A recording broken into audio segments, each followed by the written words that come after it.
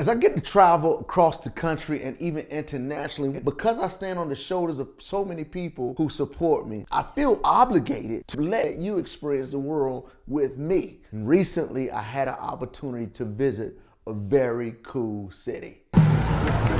Tell me where I am. I would stay in a hotel, but there ain't no room.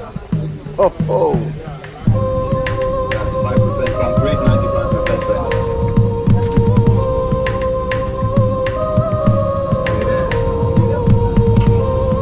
Yo, I don't know if you saw that, but what that said was Israeli citizens are prohibited to go to Bethlehem. What? Back in 1994, when the Palestinians and Israel made a treaty facilitated by Bill Clinton, one of the things that Israel did was they allowed the Palestinians to control the Gaza Strip, Jericho, Bethlehem, and a few other cities. These are what we call Area A. So I want y'all to take this trip and feel free. Please, by all means, pause, check out some of the pictures, some of the artwork that you might see. It's some pretty cool things. Let's go.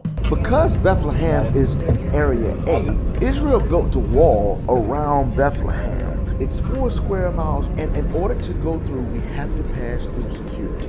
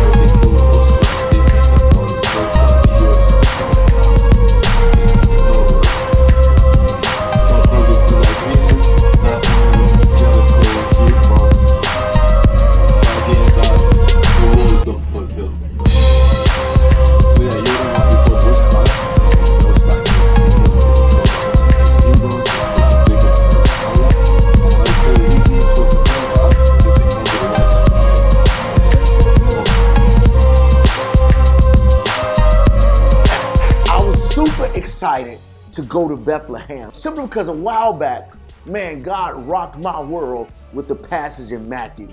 In Matthew chapter 2, Herod was trying to figure out where in the world this Messiah was. He went to the Magi and the ruler said, hey, tell me where this new king is going to be born. And they rolled out the scrolls and prophecy where it says this, and you, Bethlehem, land of Judah, are by no means the least among the leaders of Judah. For out of you shall come forth a ruler who will shepherd my people Israel. So what God was telling Bethlehem was, yet you're not the least. Listen, are you seeing this? Bethlehem is not the most beautiful place in the region. It's not the most resourceful. Bethlehem, in fact, looks a little low income. Reminds me of some places that we refer to as the hood. Now listen, what God was telling Bethlehem is that although you seem to have little resources, you are not the least because the Messiah is coming through you. Listen to what I'm telling you. You might not be the best. You might not have the most power, the most prestige, the most influence. But here's what the Lord said. If you have Jesus inside of you, you will never be the least of anybody because the Messiah is in you.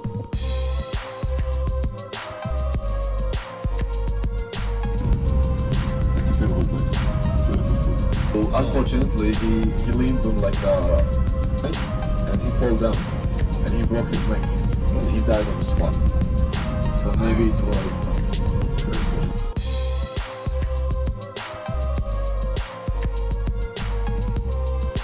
there is yes, red bugs here.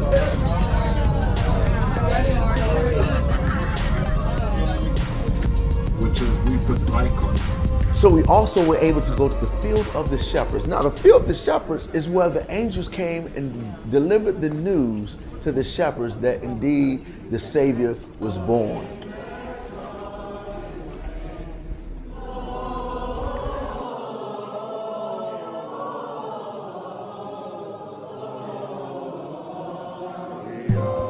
Right now, we're in Bethlehem in a little cave. Caves are beneath the home, so typically that's where they kept animals. So the house was up top. upper room, and then the lower house was the actual cave where they kept animals. So when Jesus was born, when Joseph came to Bethlehem, since there was no room in the inn, kind of have in your mind like an Airbnb, somebody who locally owns it. So when Mary and Joseph came, there was no room, so they go down to the lower house, not a barn, the cave. In this particular cave, they kept animals. Somehow, it got Europeanized, and they changed it to a barn. But here's what you gotta know. The king came, he didn't stay in a house, which kings normally stay in palaces above. He actually stayed underneath the house, in a cave where they kept the animals. A king was born in the lowly manner.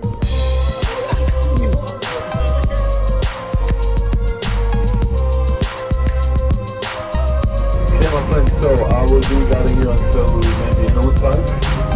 So first of all, I want to go to the First Baptist Church in Bethlehem. Pastor Corey will be there within.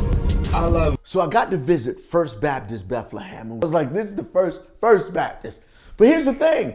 It indeed was a Baptist church. Now, we had already visited synagogues, and what I loved was how the synagogues were basically constructed so to create dialogue between the priests and the parishioners.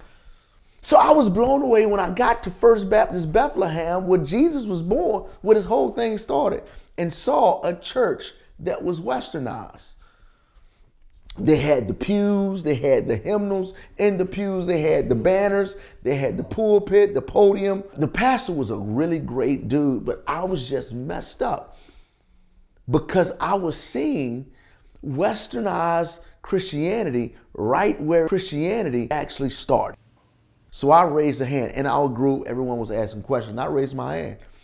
And so I come from a Baptist church. I've been on staff in a Baptist church. But I was blown away, and I raised my hands like, okay, Pastor, I hear you saying how there have been 14 bombings here. I hear you say that how you were rejected from your family, your Palestinian family, because you accepted Christ.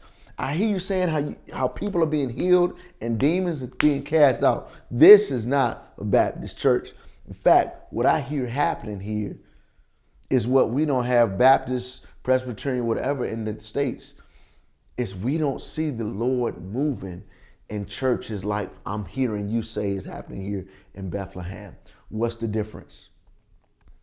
And you know, he thought through it, he wouldn't answer me. And I don't know, because when I get passionate, I'm not the clearest communicator. And I was just messed up. But then as he went to other people's questions, I was like, I got it. Although he got his master's degree, his seminary education, although he had the trappings and everything like an American church, what I began to understand is that the Spirit of the Lord was actually moving freely in that church. Here was the epiphany that I got. It does not matter what your denomination is, how many pews you have, if you're non-denominational, if you're super traditional. It does not matter. The question is the Spirit of the Lord moving freely the way that he wants to in your church? Bethlehem is a compound word, house of bread. And so we indeed are a Bethlehem. In other words, our body is a temple, is a house that the living bread lives in. Need some help here. Because the living bread is in us, God places us in the world to help other people get bread. And so it's our responsibility to get people the bread.